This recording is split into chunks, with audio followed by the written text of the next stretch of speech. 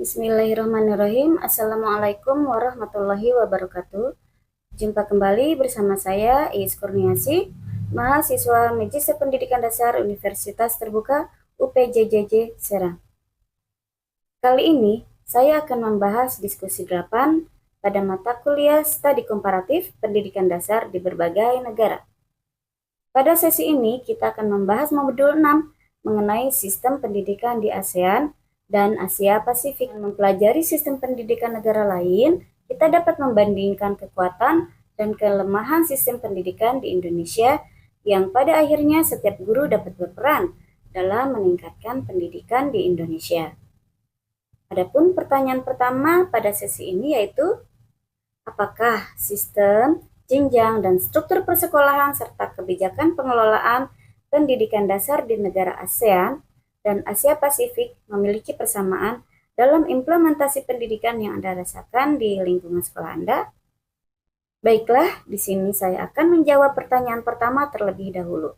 Nama sekolah tempat saya bekerja yaitu SD Negeri Priok Jaya Permai yang berlokasi di Kota Tangerang, Banten. Persamaan implementasi pendidikan terletak pada jenjang pendidikan dasar rata-rata dimulai dari usia 6 tahun atau 7 tahun, berlangsung selama 6 tahun, dan merupakan pendidikan wajib. Hal ini serupa dengan sistem di Indonesia. Berikutnya yaitu pentingnya pendidikan karakter dan kesiapan menghadapi tantangan abad 21 juga menjadi perhatian utama di negara-negara seperti Singapura, Malaysia, dan Jepang. Pengelolaan pendidikan yang desentralistik mulai diterapkan, seperti yang dilakukan oleh Indonesia melalui otonomi sekolah dan manajemen berbasis sekolah. Hal ini sejalan dengan arah reformasi pendidikan di beberapa negara Asia Pasifik yang mendorong keterlibatan komunitas dan sekolah dalam pengambilan keputusan. Namun, tentu masih ada perbedaan, terutama dalam hal kualitas infrastruktur, pelatihan guru, serta penggunaan teknologi. Negara seperti Korea Selatan atau Jepang di kawasan Asia Pasifik sangat unggul dalam integrasi teknologi digital dalam pembelajaran. Sementara itu, di sekolah kami, penggunaan TIK masih terus ditingkatkan secara bertahap. Pengalaman ini mengajarkan kepada saya bahwa dengan membandingkan dan belajar dari sistem pendidikan negara lain, guru di Indonesia dapat mengadopsi praktik baik untuk meningkatkan mutu pembelajaran, seperti pendekatan pembelajaran aktif. Selanjutnya yaitu pertanyaan kedua. Di sini saya diminta untuk menganalisis artikel pengayaan sesi 8 yang memaparkan hal-hal penting yang ditemui dalam artikel tersebut. Yang mana judul artikel tersebut yaitu Pendidikan Dasar dan Era Pasar Bebas ASEAN. Apa yang perlu dipersiapkan, yang ditulis oleh Nurholis. Baiklah, berikut hasil analisis artikel tersebut. Pada artikel Pendidikan Dasar dan Era Pasar Bebas ASEAN, karya Nurholis memuat gagasan strategis dalam menyiapkan pendidikan menghadapi era globalisasi dan masyarakat ekonomi ASEAN. Beberapa poin penting yang saya simpulkan yaitu 1. Pendidikan harus visioner dan fleksibel, mengantisipasi perubahan sosial, teknologi, dan nilai-nilai kemanusiaan. Hal ini membutuhkan sistem pendidikan yang tidak hanya fokus pada kognitif, tetapi juga spiritual, etika, dan emosional. Selanjutnya itu pasar bebas ASEAN membuka peluang sekaligus ancaman. Lulusan Indonesia bisa bekerja ke luar negeri, tapi juga harus bersaing dengan tenaga kerja asing. Oleh karena itu, pendidikan harus melahirkan lulusan yang unggul dan kompetitif. Berikutnya yaitu tantangan pendidikan dasar saat ini. Pendekatan pembelajaran yang masih normatif dan hafalan menjadikan kurikulum terlalu minimalis dan tidak adaptif. Berikutnya mengenai strategi penting yang disarankan, yaitu reposisi visi misi pendidikan dasar agar mencakup aspek global citizenship, kolaborasi, kreativitas, dan nilai-nilai kemanusiaan. Peningkatan peran serta masyarakat dalam pengembangan sekolah.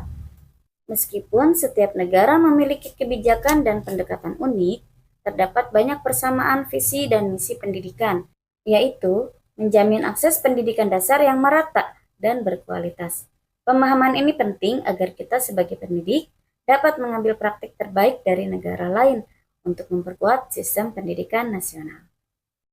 Pertanyaan selanjutnya yaitu, bagaimana kaitan isi tayangan di YouTube mengenai materi sesi 8 di video dengan materi modul 6 dari BMP Studi Komparatif Pendidikan Dasar di berbagai negara?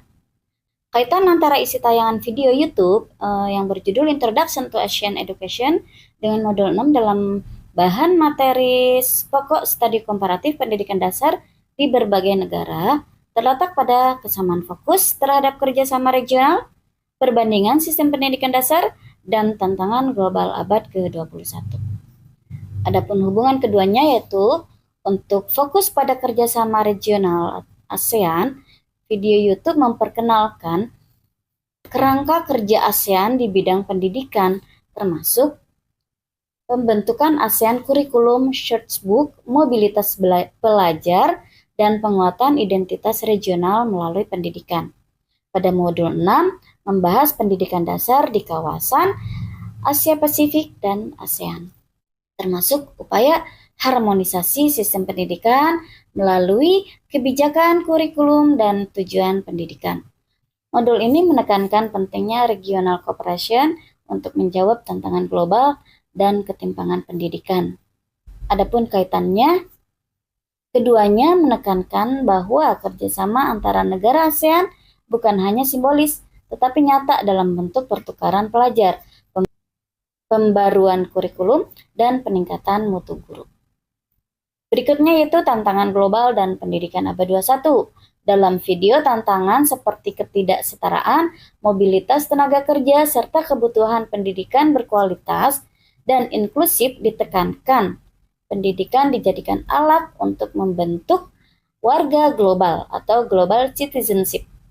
Pada modul 6 menyampaikan bahwa sistem pendidikan di negara-negara Asia Pasifik sedang melakukan penyesuaian besar untuk menghadapi revolusi industri 4.0, termasuk penguatan soft skills, literasi digital, dan karakter.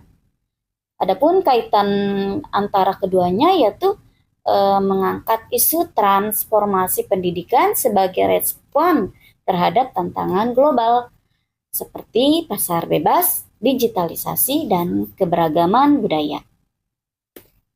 Selanjutnya yaitu tujuan pendidikan dasar di kawasan ASEAN. Pada video menjelaskan bahwa pendidikan di ASEAN bertujuan untuk membentuk pelajar yang cakap secara akademik dan sosial, serta memiliki rasa identitas sebagai bagian dari komunitas ASEAN. Sedangkan pada modul 6 menjelaskan bahwa meskipun setiap negara ASEAN memiliki kekhasan masing-masing, tujuan pendidikan dasar umumnya meliputi pembangunan karakter, keterampilan hidup, dan kesiapan menghadapi tantangan global. Keduanya yaitu baik dari video maupun dari modul sepakat bahwa pendidikan dasar harus membentuk manusia yang tidak hanya cerdas secara akademis, tetapi juga mampu bekerja sama lintas negara, memiliki etika dan toleransi. Selanjutnya itu perbandingan sistem dan praktik baik. Pada video memberikan gambaran umum bagaimana ASEAN mendorong pertukaran praktik baik dan inovasi pendidikan antar negara.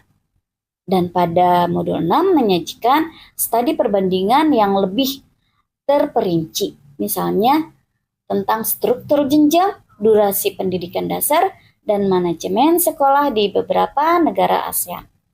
Adapun kaitannya antara video dengan modul yaitu memberikan konteks makro atau kerjasama dan arah kebijakan.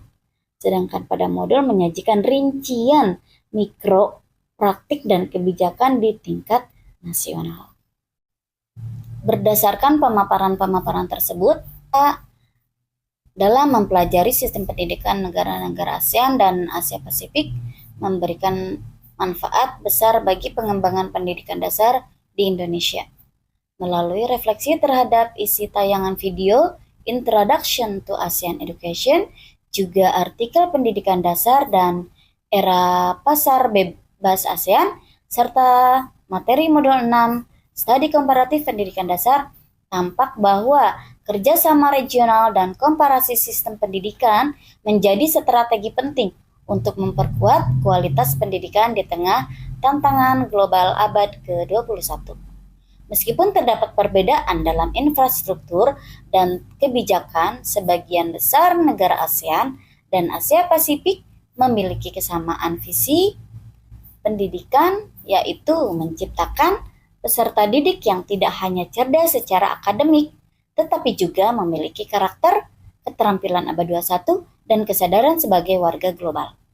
Implementasi pendidikan di sekolah seperti SD Negeri Puruk Jaya Permai pun mulai menunjukkan arah yang serupa, terutama dalam penguatan karakter dan pengembangan teknologi pembelajaran. Secara keseluruhan, pembelajaran dari sistem pendidikan negara lain memberikan inspirasi untuk mengembangkan kurikulum dan metode pembelajaran yang kontekstual dan adaptif, meningkatkan kualitas guru dan kepemimpinan sekolah, menumbuhkan sistem manajemen pendidikan yang partisipatif dan berbasis komunitas, memperkuat identitas regional dan keterhubungan antar negara melalui pendidikan yang kolaboratif, dan terus membuka diri terhadap praktik-praktik baik dari negara lain dan membandingkannya secara bijak. Para pendidik Indonesia berpotensi menjadi agen perubahan dalam menghadirkan pendidikan dasar yang unggul, inklusif, dan berdaya saing global. Demikianlah pemaparan yang dapat saya sampaikan. Mohon maaf atas segala kesalahan serta kekurangannya, dan terima kasih atas segala perhatiannya. Wabillahi taufiq wal hidayah. Wassalamualaikum warahmatullahi wabarakatuh.